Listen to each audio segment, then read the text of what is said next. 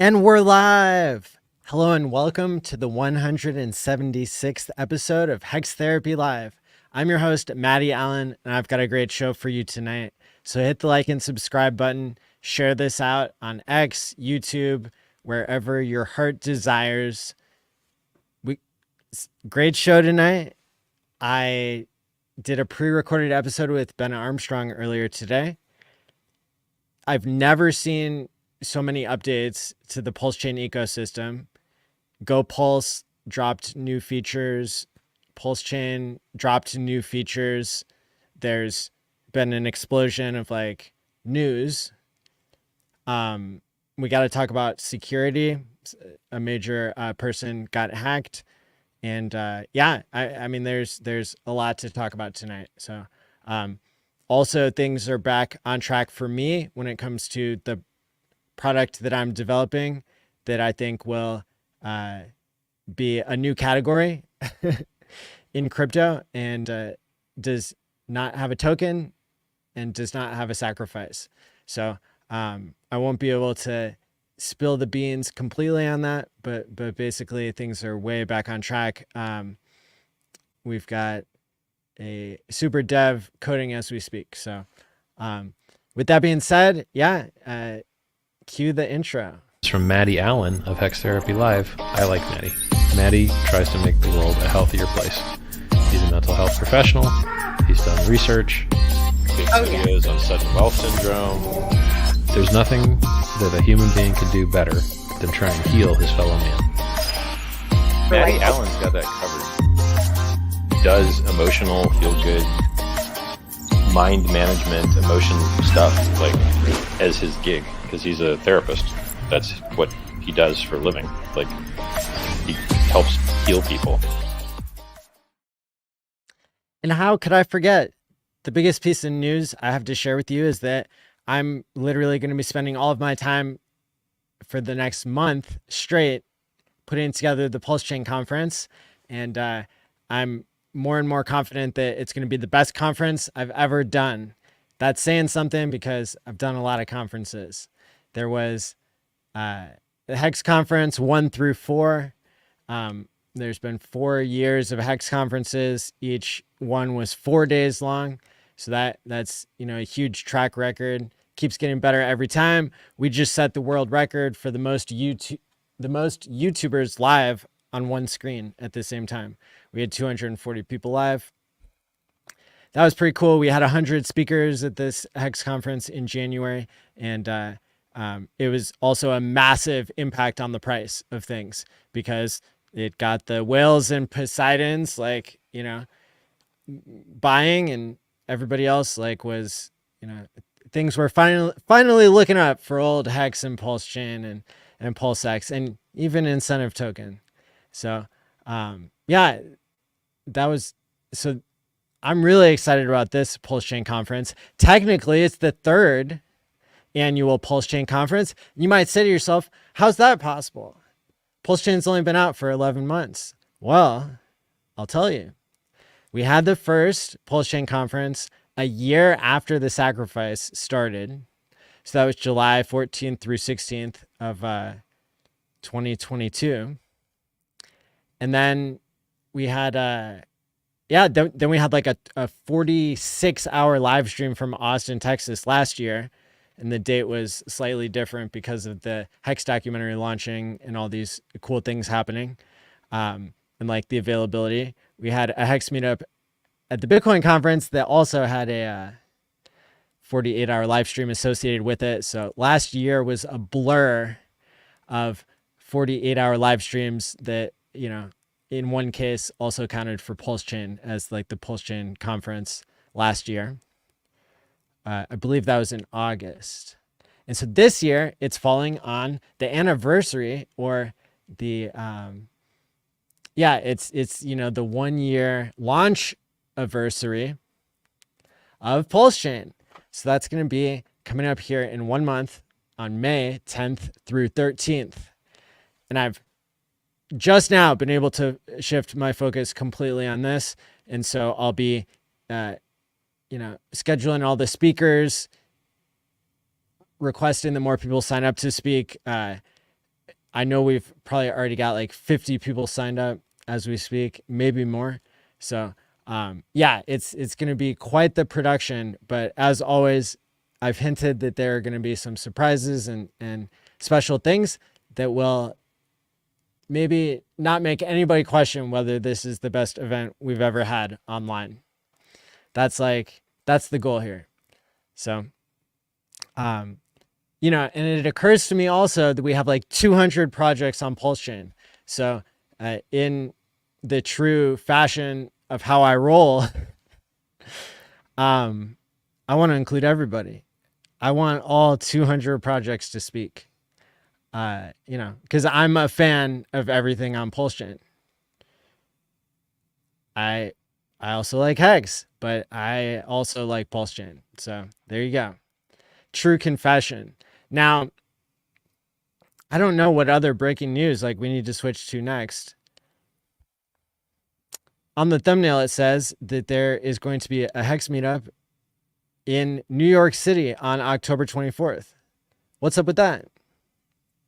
Well, we just found out today that there's been all these court things that happened with the Richard Hart SEC, etc. case. And the big breakthrough today is that apparently Richard's lawyers suggested to somebody who attended in person a hearing or some sort of proceeding today that they would love it if everybody in the community would show up to the next court date. Maybe they didn't say everybody in the community, but that's pretty much how everybody's taking it. And so, you know, as a community full of doers and leaders, everybody like volunteered. It was like a whirlwind today on Twitter. Of course, you know, I volunteered being some, you know, I still have the title for organizing the largest Hex or Pulse Chain meetup of all time, 600 people in Vegas, back in the good old days. And so, you know, like, you know, Richard, he was probably aiming to have smaller meetups when he did his in Europe. He did like a Europe tour, but, you know, kept the size pretty much like as big as 300, 400 people. And then Highest of Stakes, they did something, they had like 400 or 500 at that event. And then, you know, there have been all these like amazing events, and it's not, you know, you can't only look at the size of the event because, for example, Pulse Chain Tour, they've been crushing it. Abit and Patrick in Crypto Sparbuck going to 46 cities around the United States. That's living legend status. I haven't done that. They did that, and I admire them for it.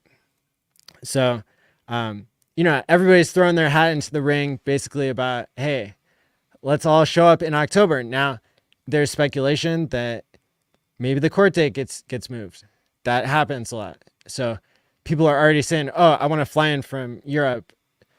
KDP says she might fly in from Australia, right? There's like worldwide support all happening in real time today. And, you know, the community is fired up about this.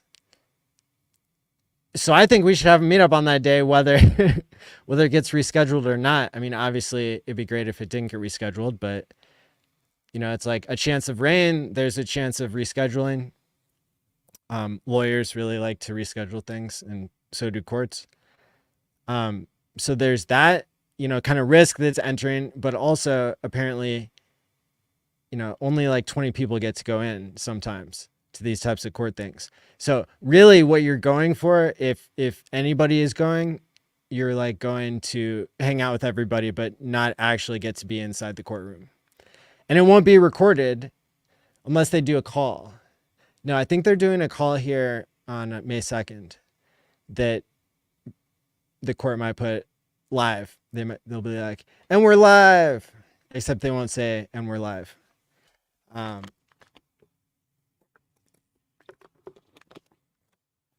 But then the October 24th thing, I'm pretty much just going off of what I've read on Twitter from Nuclear Herbs. Shout out to you. and your wife for all like posting on Twitter all these interpretations of what's going on with the SEC case and Hex in real time. Of course, this is a notable case in crypto now of the same importance as like Coinbase, Kraken, I think is tied up, Binance, like everybody who does crypto is getting tied up in the overreach, the quote unquote, what some people would call overreach of a corrupt SEC, including some judges. And it's like, if I couldn't already have enough tangents going all at once, I was reading crypto news, which I never read anymore, but they're just, it's all lies. It really shocked me. Like, people say, oh, Richard can get locked up. Not for a civil thing. Like, yeah, just literally everything that's reported in crypto is like wrong. So that was really disheartening to see, but it also fires me up to be like, okay, people need to do something about free speech. People need to do something about financial privacy and removing middlemen and all these things that crypto is meant to be in the first place. But it turns out the Hex case is actually leading. It's happening on a sooner timeline compared to something that got filed yesterday against Uniswap from the SEC. And Uniswap, they're going to be looking really hypocritical because they took the Hex token off their front end, even though they invented decentralized smart contracts to do a DEX, decentralized exchange. And that's what PulseX is. It's a fork of Uniswap in a sense. But like, yeah, it's really interesting that they got sued by the SEC. Finally, they were named, like that was the jurisdictional claim in the Richard Hart case. It's like, and then that was debated. We got a 69-page document that came out this week regarding that. There's just so much news. I mean, like, I'm definitely gonna be sitting here for like at least an hour just spitting like all the news I can think of.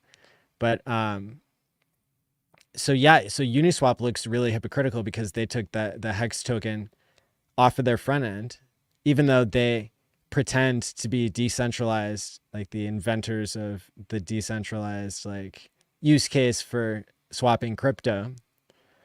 Like top 3 inventions in crypto, that's one of them. Stopping double spends is Bitcoin's invention.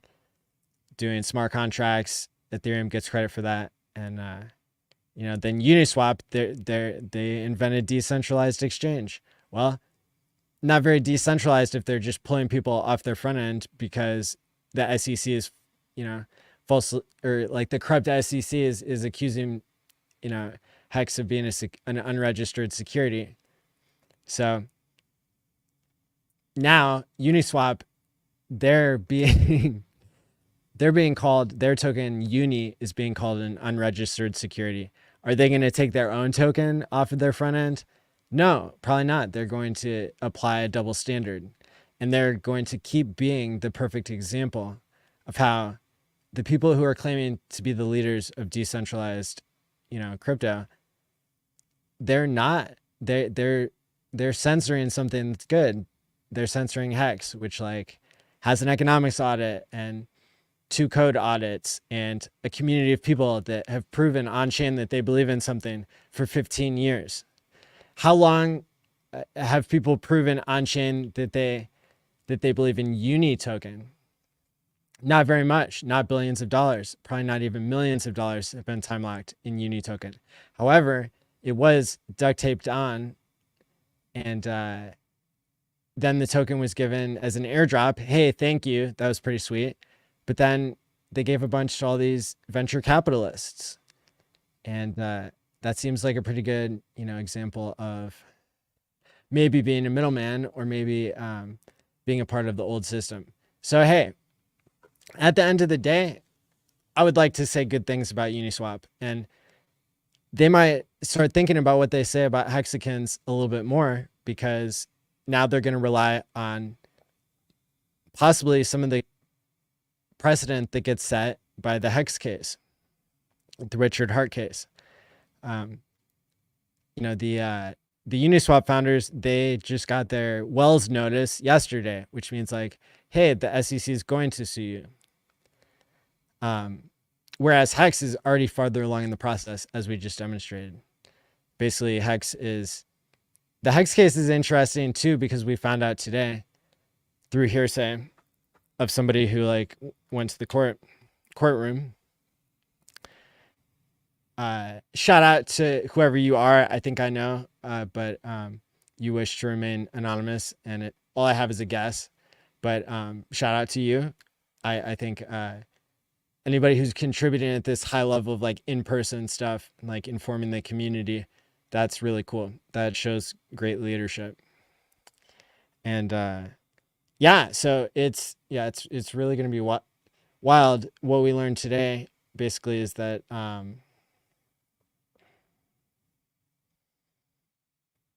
what did we learn today? There are so many news stories going through my mind.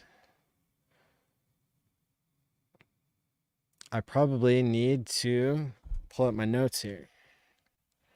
But shout out to the chat while I am doing that.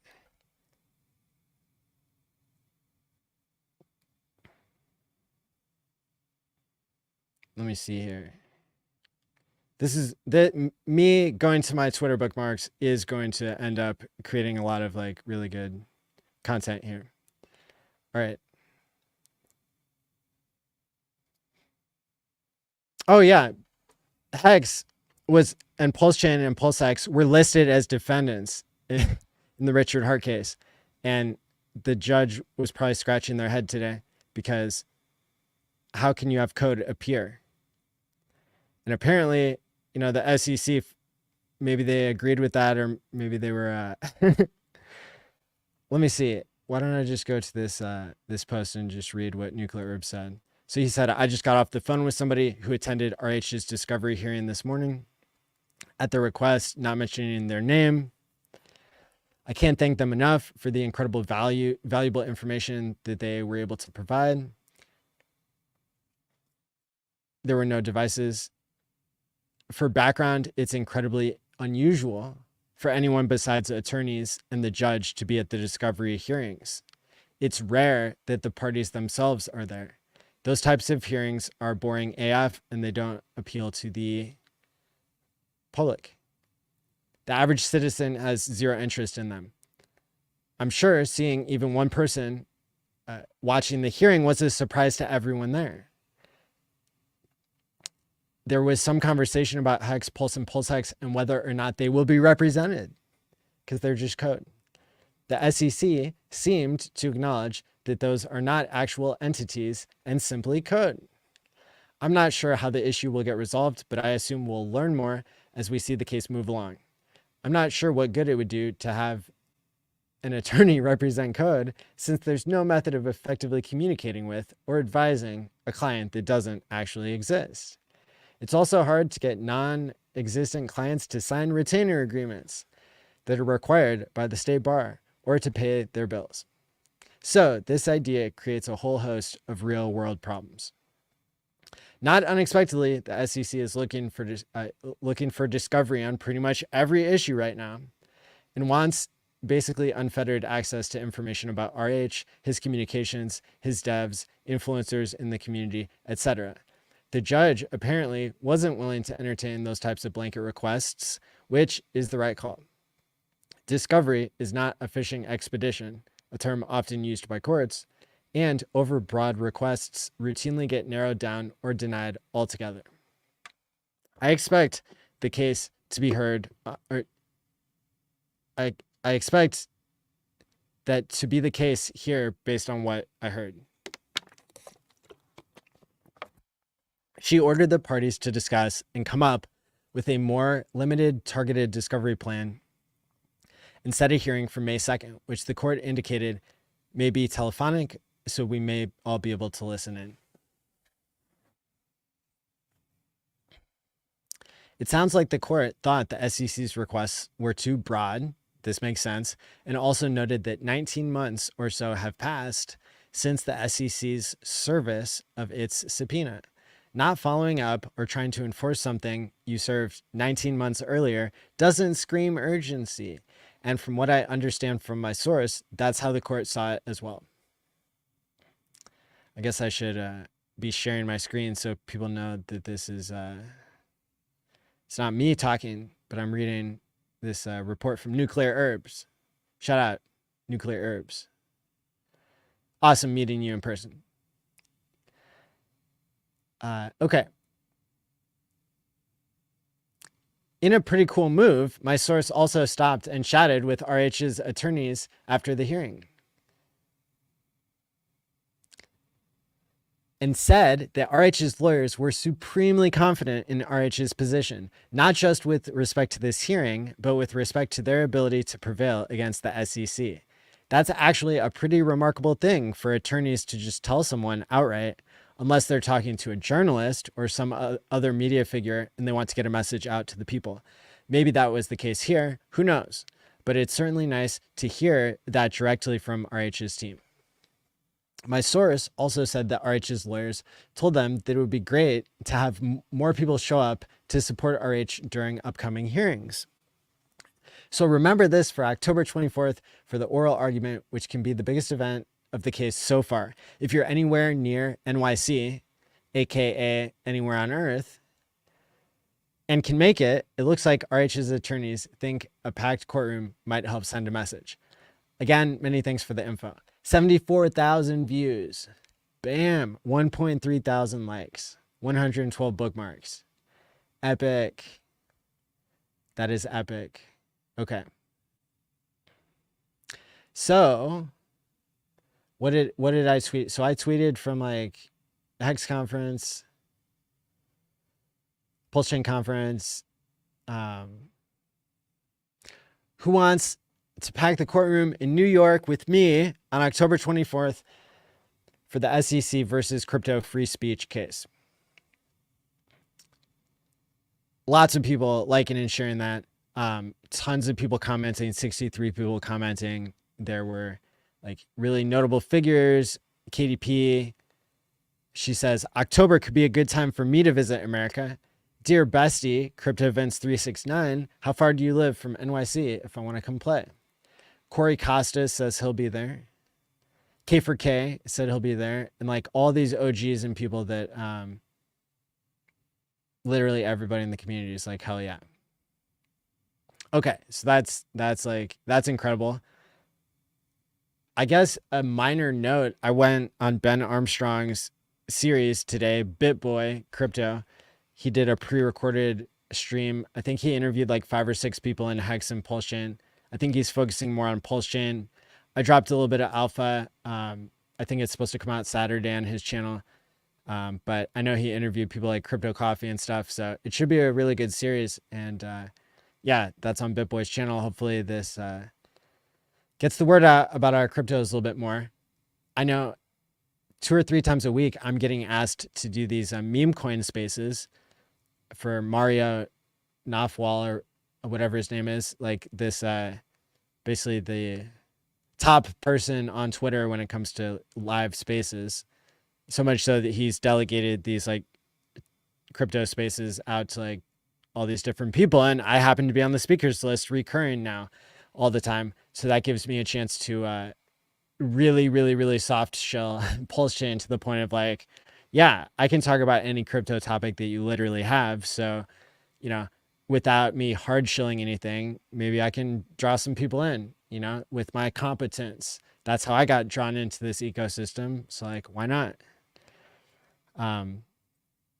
Okay. So for example,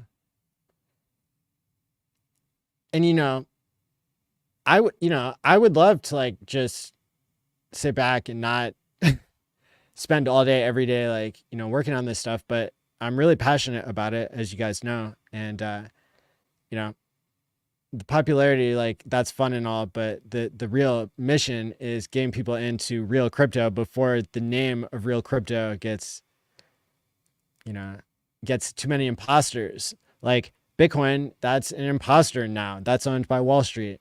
You know, maybe it started with cypherpunks, but what's the last cypherpunk thing that they did? Not shit. The founder isn't even around. So, you know, I love Bitcoin and all, but I don't love it because I'm a cypherpunk. Like, you know. So let's get all those people in. And yeah, so that's why I think it was cool that I don't know if this was a bot farm or what, but it says 125,000 people tuned in. And I'm like, you know, one of the 8 speakers. And I'm, you know, talking about Pulse Chain, talking about the problems with crypto today and like the solutions. So there you go. Oh, before I like switch to 1,000 different topics, where exactly is the NYC meetup? It looks like the Pulse Chain tour, they were the first ones not only to like volunteer to organize something, but they put out details. So I just RSVP'd to their event. You can, I think, probably just go to pulsechaintour.com and then RSVP there. And then, you know, if they need any help planning anything, I'm more than willing to help. But, you know, all of the people who publicly said, hey, I'll be there, or hey, you know, like come do this thing with me. I'm not sure exactly what the plan is yet, but it's all happening now. You know, like we can self-organize, and I have no problem if they want to, you know, be the lead on all this, and I can support in ways that I know how, which includes letting everybody know at the pulsechainconference.com, the big event I'm doing online May 10th through 13th. You know, I'll make sure everybody knows about it then. So you know, maybe this will end up being like the biggest meetup of all time. That'd be pretty cool. So just go to pulsechaintour.com and like there's an address of like where the court is, and you know, if you sign up on their RSVP, then I assume they'll email people about it, or you can hear about it from me.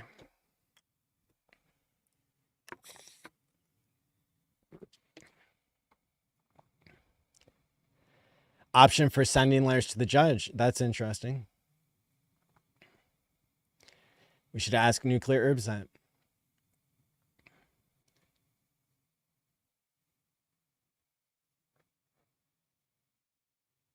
Yeah, where probably just answered that with pulsechaintour.com.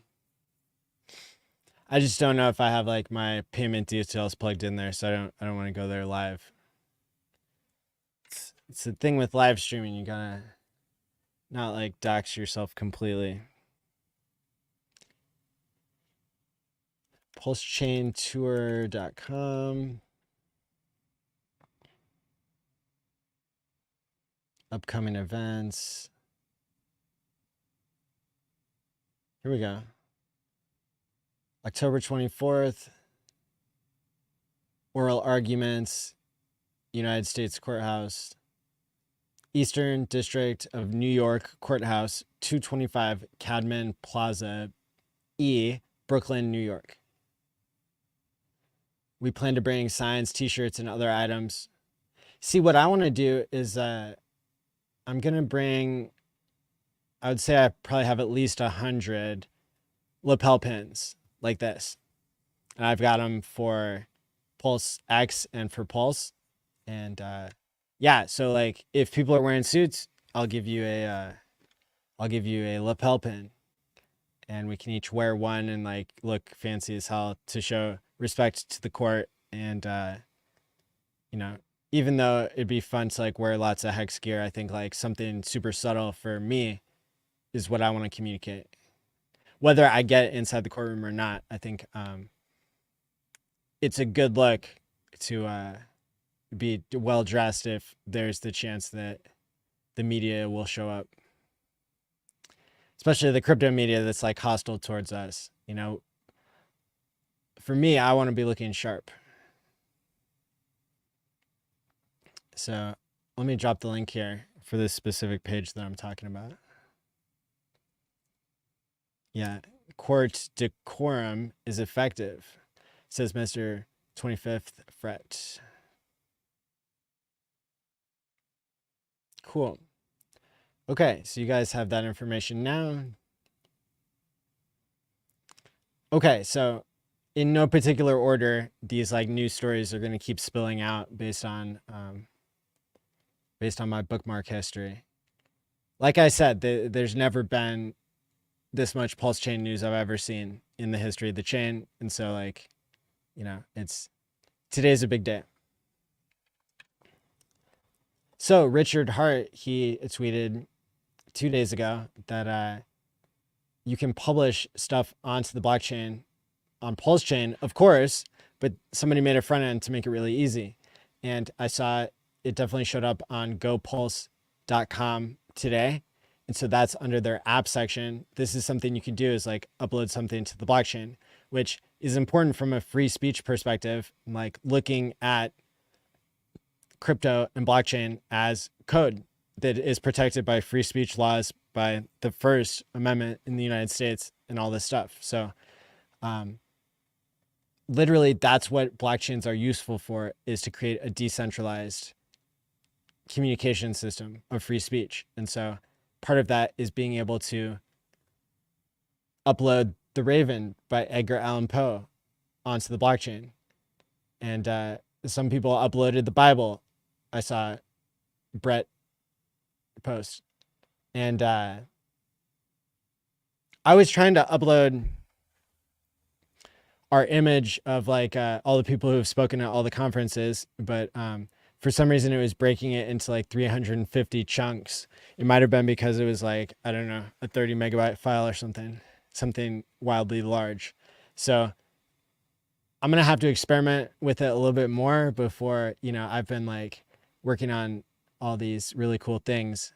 Like I said, just an explosion of cool stuff to do. So, yeah, I think like theoretically you could upload a video or a movie or something, but you're limited by block space. And I was paying, I think I was going to have to pay like $60 in Pulse in order to upload 350 chunks of like this super high definition picture. That was like the first thing I thought of, is like, hey, what do I want to show off on the blockchain?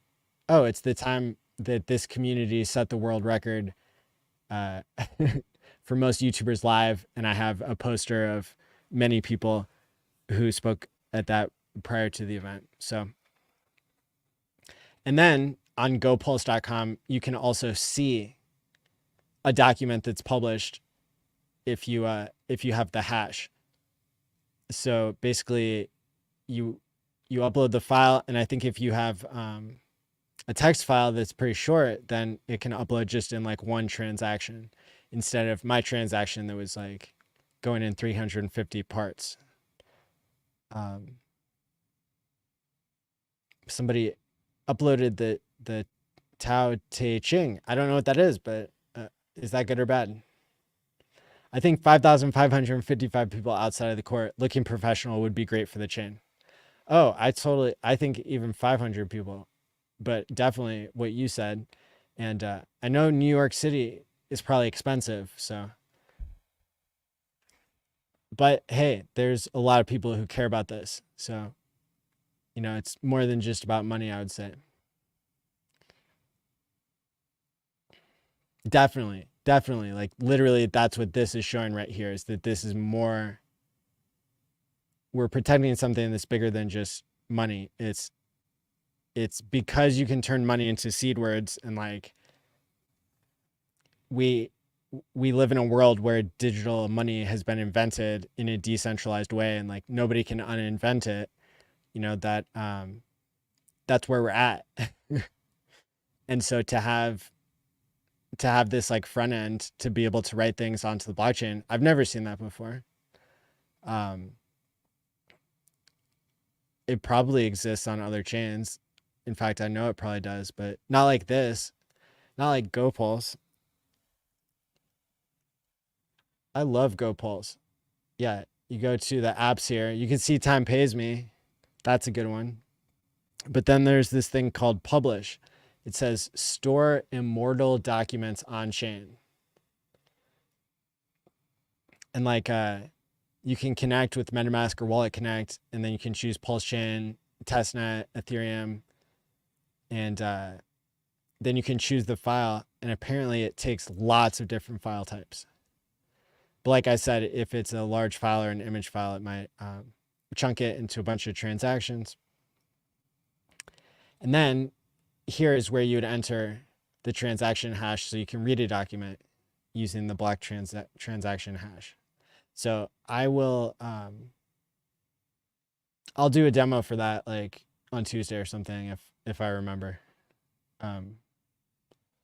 Cause yeah, this seems like really cool tech. Thanks, Richard. Thanks, Pulse Chain. Thanks, community, whoever did this. Thanks, GoPulse.com. And like, I don't know why the price is falling. That seems dumb, I guess. I mean, yeah, maybe it's just people exiting this like meme coin run up that happened or something. Maybe it's people getting impatient and losing faith.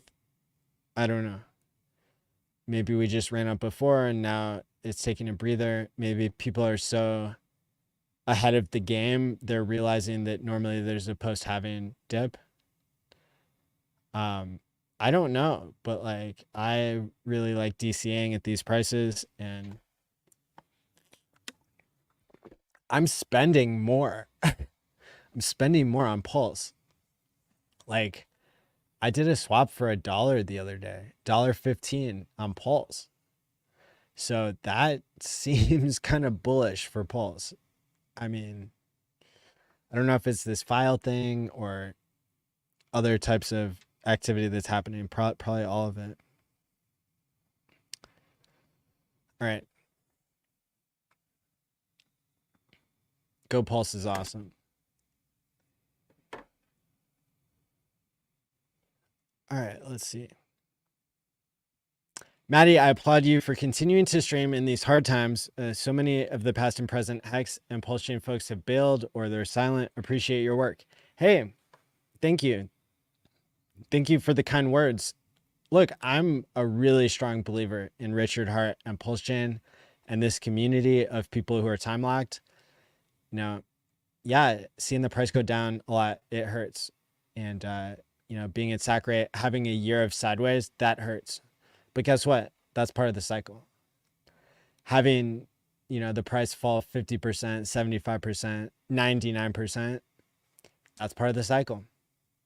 And basically, you know, if you're basically your timeline's getting longer or something, yeah, I mean, like it causes people who were retired to, like, you know, members of society again. And remember, as I said in this like really heartfelt speech on Game Theory Gang on Tuesday, go back and watch that if you haven't seen it. You know, like I believe that crypto is doomed if we don't solve for the other half of the equation, with the half that now is like creating a store of value and an accounting system. But the accounting system alone, that doesn't provide the goods and services. And so when we think of like, what is currency, what is money, we know that in the, you know, in the ratio, in the ratio of dollars, the accounting system to like GDP in the denominator, which is like the goods and services, like, you know, that matters a lot. That's what your purchasing power ends up being. That's what the value of your money is like having less in the denominator, or having a higher numerator is like splitting up the denominator more and more. So if you double the money supply, if you don't double the productivity, then you have half the purchasing power. You know, this might seem like basic economics, but it also might be unfamiliar to a lot of people. So it's worth saying from time to time.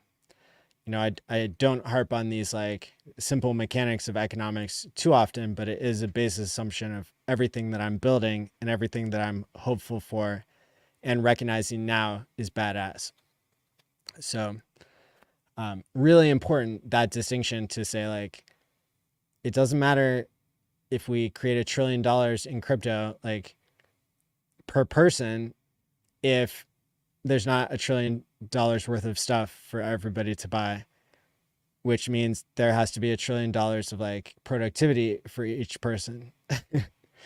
And so that's why the cutting edge work that I'm doing when it comes to like, you know, motivating yourself to be the best version of yourself, to like pay for performance, which is a term I'm using a lot to describe like this next evolution of time pays me, which is going to be where you're, you know, you're creating a task for somebody else to do, not just yourself.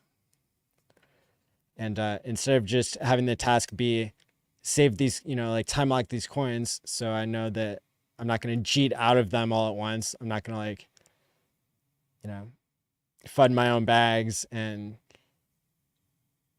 do what everybody does when the market swings, which is you have like a mini mood swing, or your fear and doubt, you know, it takes away your opportunity for generational wealth. Yeah, I mean, all of that market psychology, it's relevant to understanding the value here in the use case of money to motivate people to create goods and services, right? When you work at a job, you're using money to motivate yourself. That's just a smart contract that's not on the chain. It's just an off-chain it's just an off-chain behavior contract is what a job is. And that's like the biggest use case of money in the world.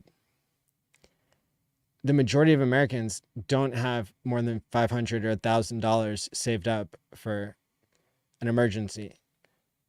That means the majority of people don't use money as a store of value. And if they do, it's like, you have to buy a house, otherwise your purchasing power dies. You know, like you have to spend the money as fast as you can, which doesn't really incentivize people to give you the best goods and services, because everybody's just scrambling to like get rid of the money, playing hot potato, trying to, you know, get whatever goods and services they can get out of it. And, you know, that's what the Fed is fighting. That's what like creates these boom and bust cycles in humanity, is like this, you know, like it's like poor system of like accounting and investing. Like, you know, there's a lot of money paid to middlemen. There's a lot of money paid to like financial engineering. There's a lot of money paid to finance that really shouldn't be paid. It's a complete waste, which seems like bad news, but it's good news, because like if we're getting a bad deal, then getting a better deal would mean that everybody's richer. You know, if everybody was motivated to like do the thing that they cared about, and this is also for like when AI and robotics like replaces people's jobs, people need to stay productive somehow. We will invent new things to work on, or ways to keep ourselves like mentally well. And so, you know, what it might look like today to create this system called Interlock that my developer is coding now, you know, it could look like work. It could look like, but it's basically on chain. It's a smart contract. You can pay people for performance.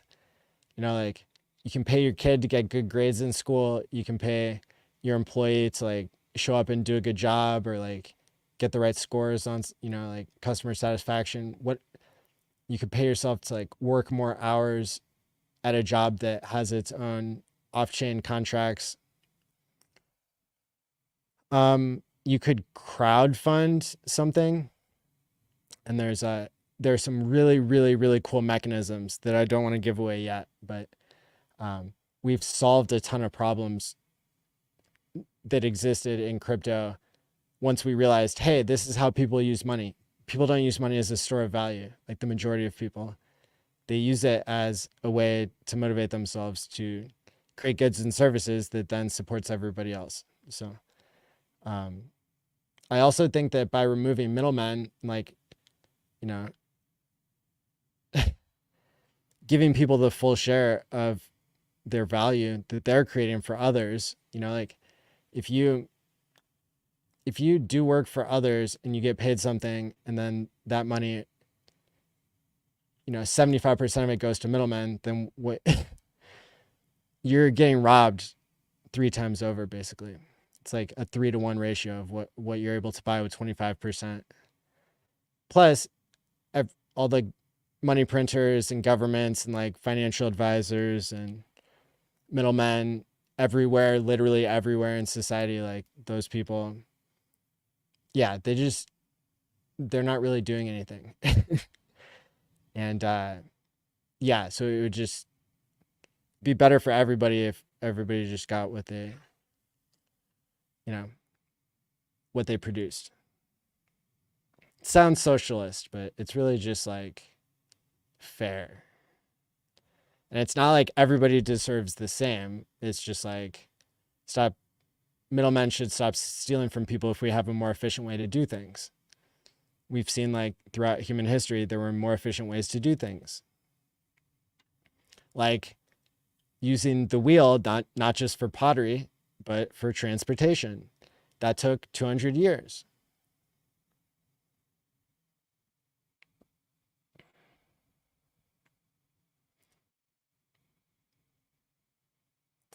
Yeah, I mean, like you can make an argument that it's bearish that that the cost of doing transactions on Pulse went up. Sure.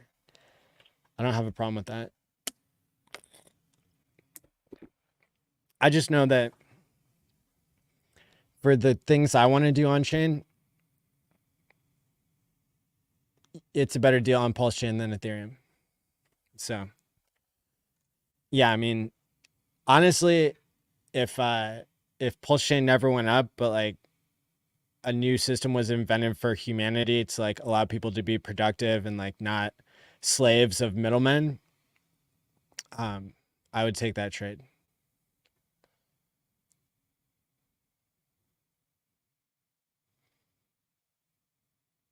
And I don't mean to be like flippant about the price, because like it definitely affects me too. But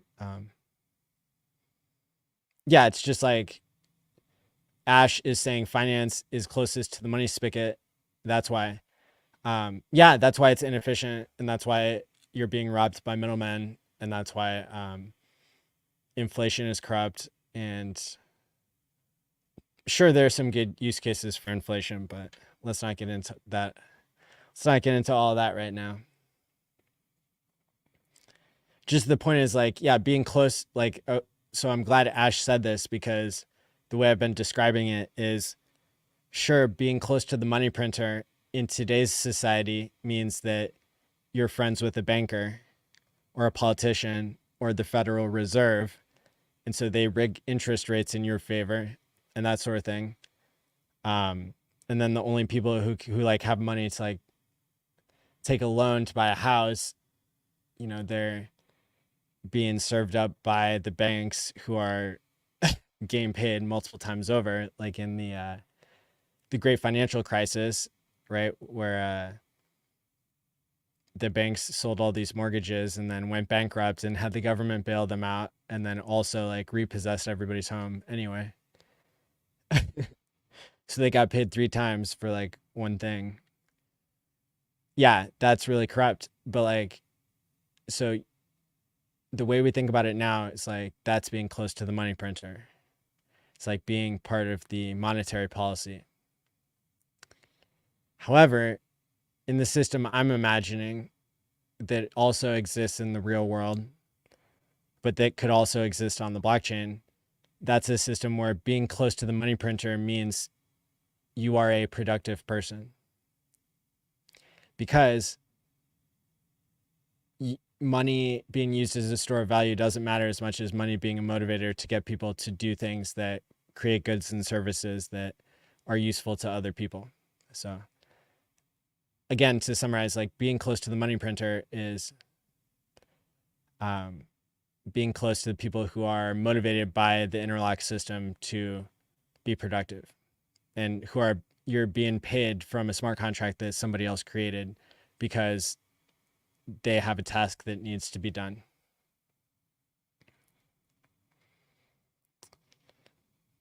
Validator count, I think you can find it on GoPulse under stats.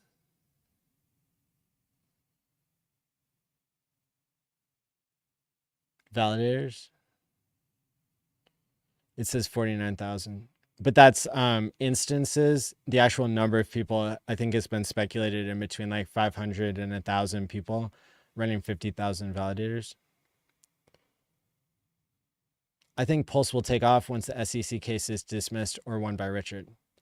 We're not going to know about that for a long time, probably, but yeah, maybe we will. Who knows?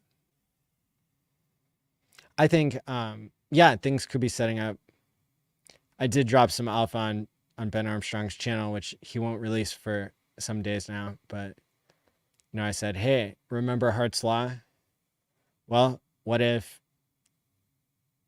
the world is going to get to learn about Hart's Law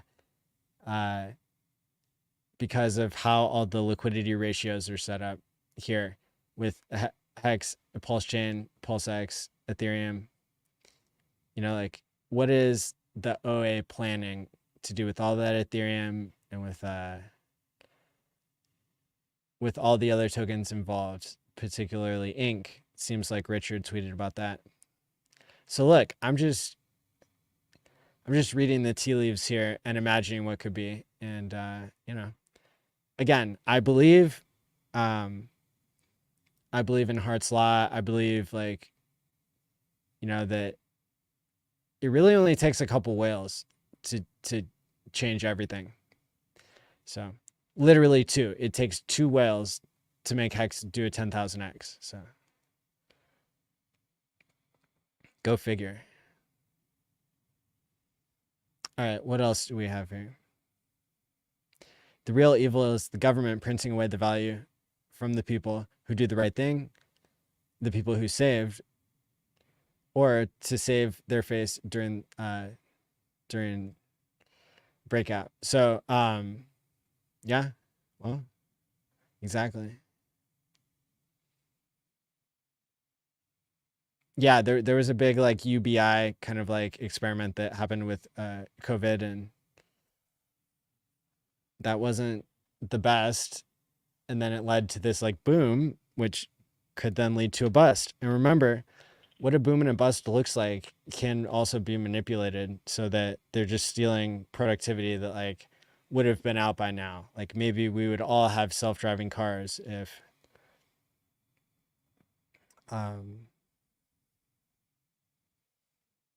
you know, if there wasn't all this money printing and like certain engineers that like did the best in the world, they just like didn't have to work anymore or something.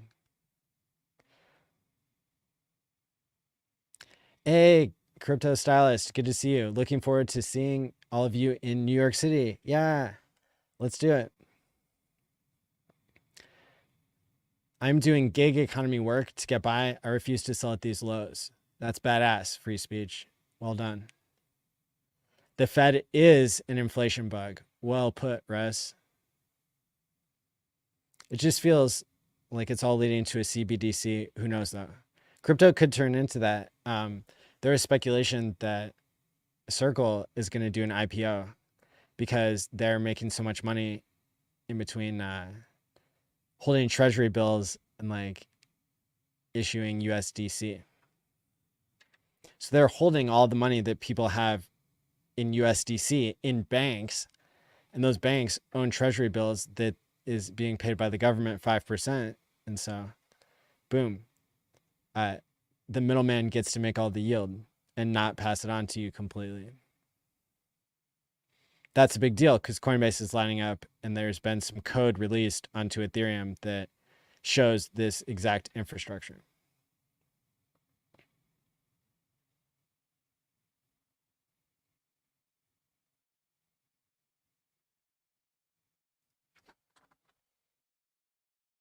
I'll be back in 2 seconds here.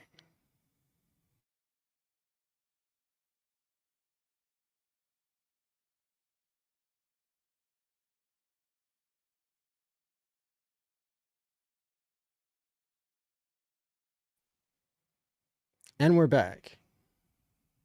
I'm making bank in the DAI PLS farm. Tons of ink. There you go. Yeah. I don't think I want to spill the alpha on ink because I'm not sure of it. And if I'm right, then there's game theory that anybody could figure out themselves, and then they would act accordingly. But I really don't want like the markets to not act normally. So all I'm saying is hey, I've been holding ink, it's been going down, and hopefully it'll go up.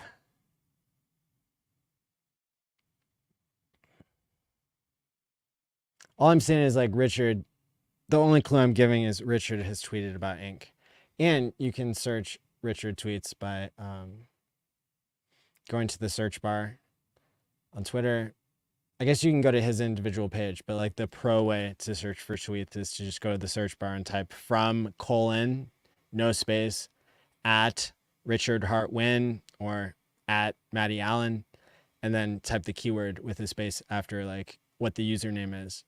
So that's how you would bring up all the Richard tweets for ink.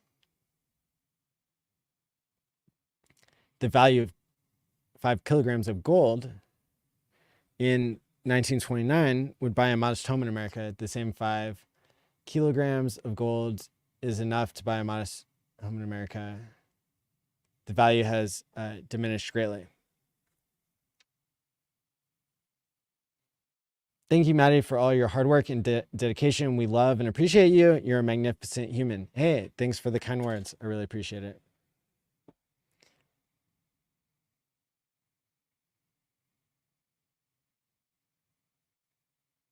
Yeah, so people are resonating with this like whole, true crypto thing that I'm talking about. And what are the yeah, like not necessarily libertarian values, but like what are the independent thinking, decentralized, borderless, permissionless use cases for money, use cases for crypto. Crypto doesn't have to just be money. This is what I keep telling people. It can be a store of value. That can be one app that runs on it. Just like email isn't the only thing on the internet, but if that was the first app, you might confuse the two and think like the internet is email, but then later you come back and you're like, oh, pictures of cats. Cool. I guess it wasn't just email. Oh, social media, job postings, YouTube, calling people, whatever the internet is used for. Pirating movies. Just kidding. Yeah. Okay, I need to be in my bookmarks here. It's important stuff to like go beyond money and to have an understanding of how crypto can be used as a, as a system to create productivity, as a pay for performance mechanism. Okay, so we talked about the SEC court case. Bitcoiners like only think that everything is a shitcoin. Uniswap, KDP is reporting Uniswap Foundation. They in October they sold $43 million worth of Uni tokens. Basically talking shit on like how they are centralized, way more than Hex is. Hex is not a company. Uniswap is. Supposedly. Sami, everybody's like just dunking on Uniswap, like hardcore, which is well deserved because they cut us off and now they have reaped what they sowed. They wanted to cancel Hex and like delist us because the corrupt SEC is accusing us of things. Now they're being accused of the same things. So, and they don't have any control over it really, because the precedent is going to get set in the Hex case. So it's a cool thing that the Hex case, like we saw 69 pages come out, like we saw RH's lawyers, like we overheard that somebody saw them like coming out of court really confidently today.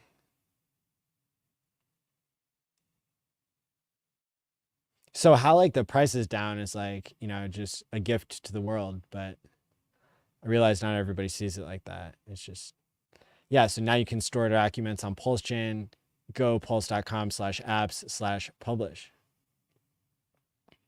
It's super cheap. Publishing a PDF with a couple of pages only costs around 10 cents in Pulse gas fees. No monthly fee or anything like that. Reading documents is free. It's flexible. It works with every file format, PDFs, images, videos, text, database dump, you name it. Uncensorable. Nobody can stop you from publishing. Decentralized. Front end is hosted on IPFS. Immutable. Nobody can ever do anything sketchy to alter your publications. Eternal. No one can delete your published documents ever, not even the SEC. LOL. It's a really great demonstration that blockchains are tools for freedom of speech.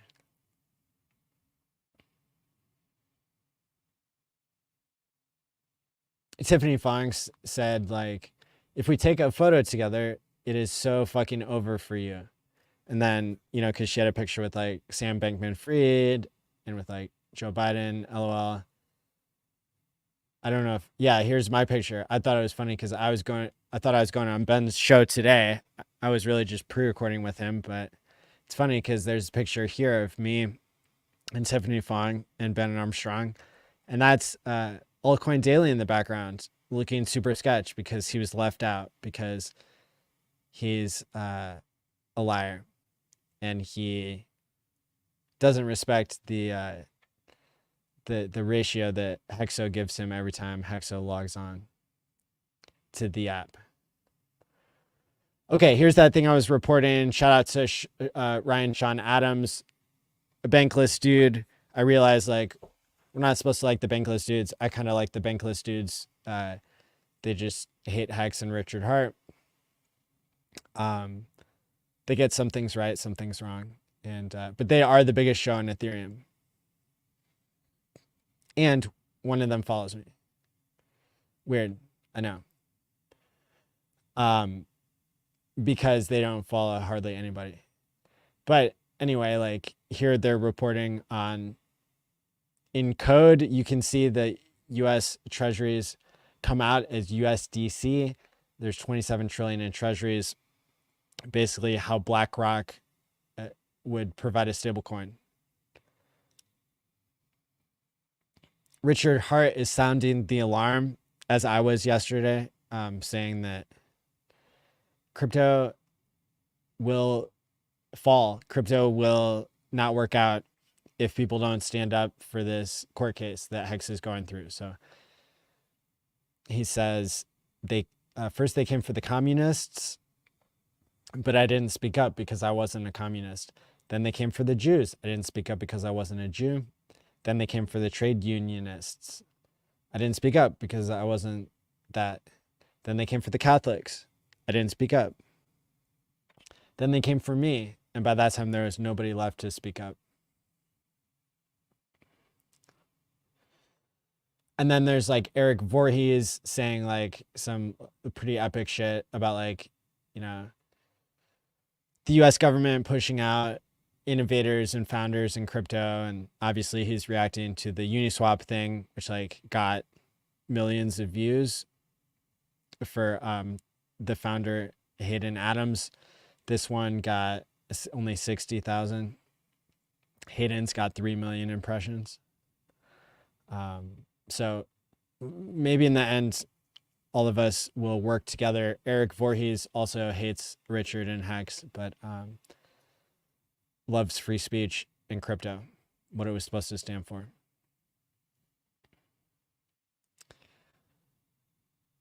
But he says Uniswap getting a notice isn't a huge deal. It becomes a legal expense. You should like build it into your framework of launching a crypto that like the government's gonna mess with you. The corrupt, you know, like agency. Builders in crypto need to develop a mindset of resilience and robustness against regulatory obstacles. Treat them as any other obstacles, overcome them. Agents, he also made these awesome, great points. He said, let's not amplify the power of these agencies. Yes, the US is hostile to founders. Nearly all governments are. One, getting a Wells notice isn't a huge deal. It becomes a legal expense, blah, blah, blah. Point two, agencies are sometimes closer to impotent than omnipotent.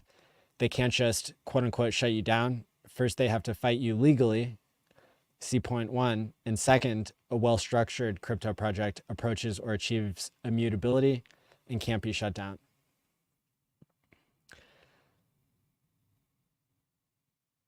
Yeah.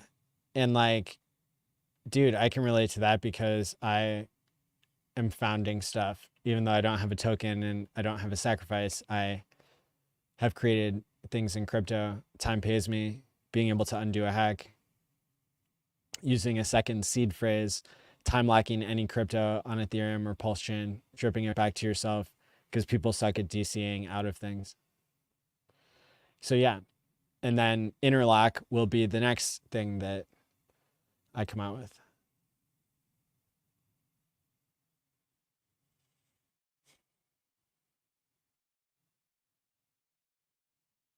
There's a new liquidity tool in GoPulse as well.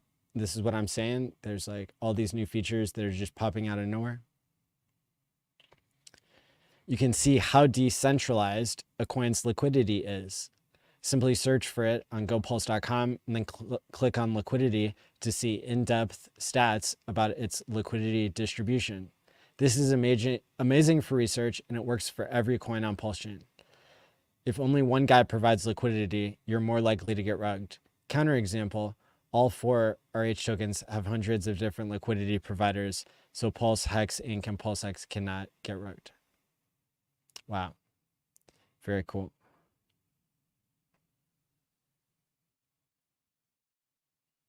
Okay, and it's not showing me right off like how many in the example of access token, but it looks like there's a way to see that. Wow, incredible. How cool is that?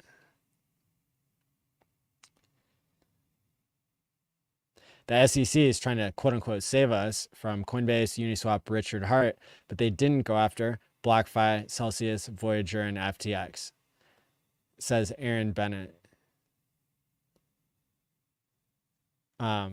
Just ask Jesse. He said, Uniswap policy is to remove tokens from their front end that the SEC believes is a security.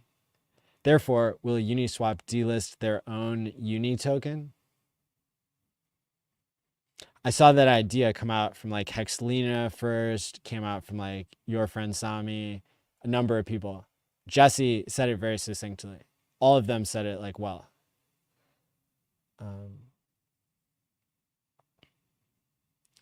Sami's pointing out the hypocrisy of Uniswap, all of the VC scum, blockchain fund, version 1 ventures, blockchain capital, Maven 11 capital, Ribbit capital, Union Square Ventures, Andreessen Horowitz, Coinbase, Paradigm, blah, blah, blah.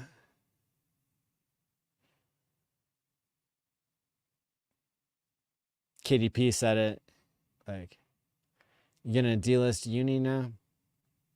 Hexologist said this October 24th, New York City meetup.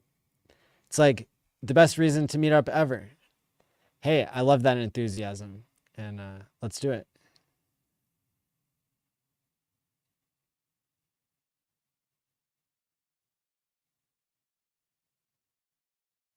Oh, then GoPulse.com is coming out with a block explorer too.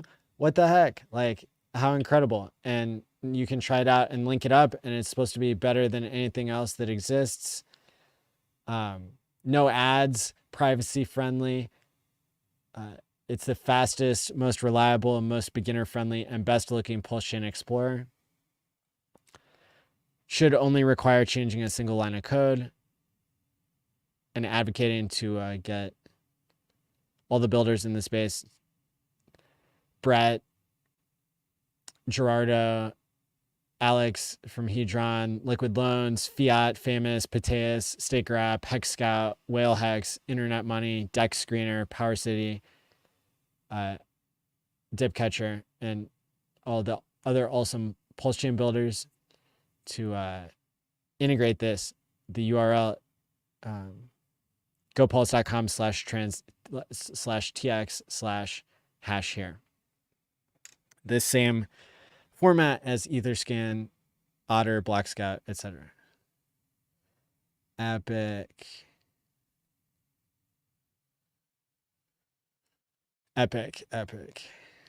Okay.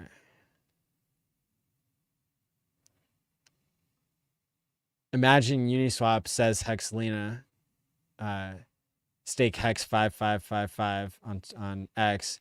Imagine Uniswap preemptively sucking Middleman D, wrongly believing they'd be spared if they only threw their integrity in the trash, only to get rewarded with more surprise Middleman D.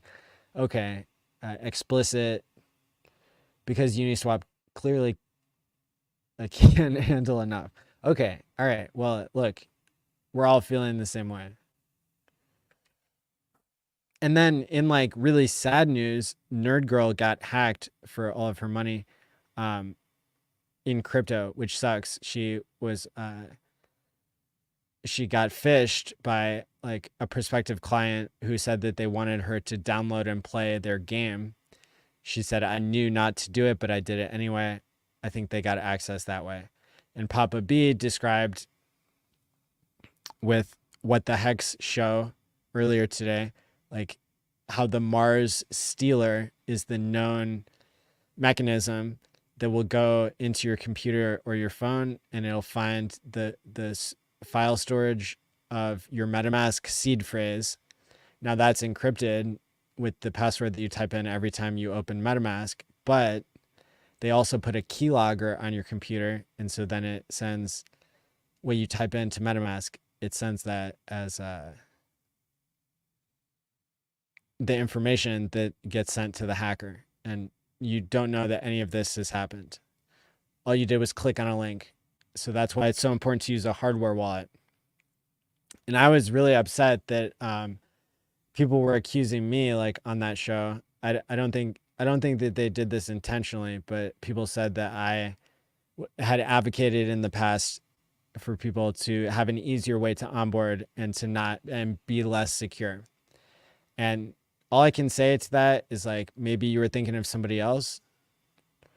Or if I was saying, hey, we need to balance like onboarding. Look, I have 300 confirmed like Trezor referrals. I've probably onboarded the most people to Trezor other than Papa B. So like, suck it, you know? Like, I also spent a year of my life developing Time Pays Me, which allows you to undo a hack if you set it up ahead of time with your second seed phrase. So suck it. And, you know, you don't need to like just because like once upon a time I said, oh, wouldn't it be cool if we could onboard people easier? But then I spent years shilling Trezor links. Like I have a link in the description now to get a Trezor from my referral link. And anybody can do this. You can create a Trezor link and get $7 anytime somebody buys like a $50 hardware wallet. It's just fake news that like you're saying that I was associated with the argument of like not using a hardware wallet. That's false. So I would like to correct the public record myself and say that, and suck it. And I would still like to be friends with everybody on that show. I just, you know, got it all wrong. Solid X took a big dive. Somebody bought 140K and then immediately took a 50K loss on the way down. That sucks. Trading can be emotional. That's another reason why Time Pays Me was invented. I time locked half of my Solid X in Time Pays Me for 2.5 months, and you know it'll just drip out on a weekly basis. So whatever, like I think that was a big sign of like, a little bubble forming, and maybe it'll do well, maybe it won't, but like it was a really good example of something in now I can decide, like how much I care about my solid X or whatever. But hey, like the price is going to swing around and I don't have to think about it because I have it time locked. So there you go. This is the original nuclear herbs thing that I read. So I'm going to drop the link to that in the live chat. And if you're listening on replay, you can just open the live chat and it'll show up. Even if you didn't catch it live.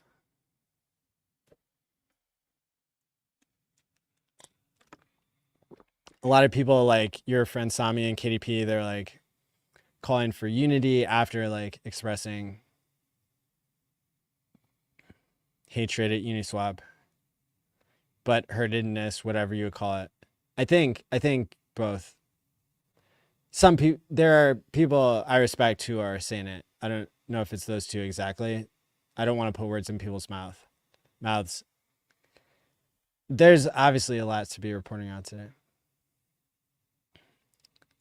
Yeah, this original tweet from Hayden Adams, 3.5 million. That's good for us. That's good for everybody. I'm glad that he's calling out the SEC and like standing up for himself. And I'm glad Bankless. At the end of the day, I'm glad these guys are covering it. They don't want to cover the Hex side of it. Well, maybe they will eventually, but it's going to be an interesting turn of events. That's why I'm still bullish on everything. Like, I think post having dip or not, front running post having dip or not, like, I really like being in crypto for lots of reasons right now.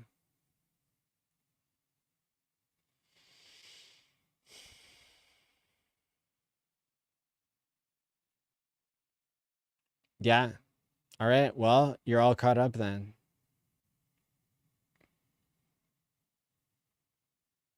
Thanks, Maddie. You're like a bad guardian in a world of scammers, hucksters, and Genslers. Hey, great comment. Thanks, Ben.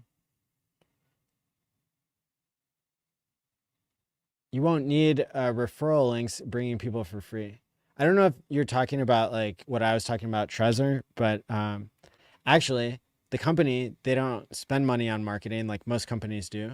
And so they're not paying middlemen except for streamers who talk about crypto. And Trezor wants the word to get out about crypto. And so it's a cool example where, they don't necessarily upcharge the customer. It's like that's just built into their price. So the company's taking less money. Maybe that's just like, financial hocus pocus or something. But I don't think it's wrong to take a small fee if, if you need to be incentivized to teach people about it. And I taught people about it and I gave out links like, without the referral system. So I don't really need that to do it, but it's just setting a good example for people maybe who aren't ready to pay it forward yet or like just work for free. Zenith, Hex Meetup NYC edition. It's going to be lit. Or light, but probably lit. What's up, a wild SJ? Thanks for tuning in. Catching up at 2x. That's how I roll too. Just imagine all that PLS builders are going to be able to do. Okay, we can live surrounded by genius leaders. It's not that hard to accept it. I had this same thought. Today. Like, maybe we do live in an echo chamber, but like really cool stuff can get invented in an echo chamber. And I'm just starting to see lots of things, not only that I'm inventing that I haven't like unveiled yet, but things that other people have started to roll out that are just incredible. So Roger Ver's latest media blitz for his book has been fun to watch. Oh, I'm definitely going to watch that. Thanks for letting me know. I take it he did some videos in addition to writing some spicy tweets,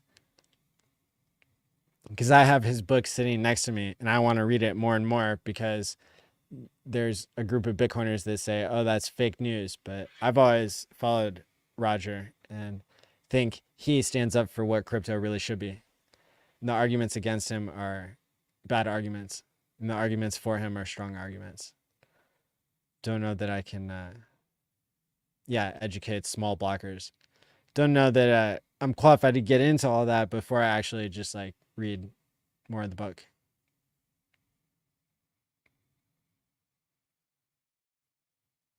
Yeah, Roger's a great guy. I've traded emails with him. That's awesome. I would love him to speak at one of our events someday. Maybe soon. Awesome. Well, it's been a whirlwind of stuff. I've also got probably some news coming out on the longevity front soon. So just tons of things to be working on, but really feeling blessed to have such an amazing community. Last week, you all showed up for me when I was feeling really down about like hitting a roadblock in the project that I'm doing to bring pay for performance to the blockchain. And have an incentivized behavior model for people to pay each other by being productive. And so everybody reached out, all the devs that I respect, like tons of people, 80, 90 people reached out and checked on me, and I really appreciate it. It lifted my spirits, and then it also, created an opportunity where somebody's able to work on the code and still feel good about it. So awesome. Well, I have much more work ahead of me tonight and for the next month. So maybe we'll leave it there for now. I hope that you all enjoyed this. Go ahead and hit the like and subscribe button. Hope I don't lose my voice because I'm supposed to do some more Twitter Spaces tomorrow to talk to thousands of new people about Hex and Pulse Chain. I hope you'll follow me on X and tune in. Until next time, stake wisely, my friends, and peace out. It's from Maddie Allen of HexTherapyLive. I like Maddie. Maddie tries to make the world a healthier place. He's a mental health professional. He's done research. Big videos on sudden wealth syndrome. There's nothing that a human being could do better than try and heal his fellow man. Maddie Allen's got that covered. Does emotional, feel good, mind management, emotion stuff like as his gig because he's a therapist. That's what he does for a living. Like he helps heal people.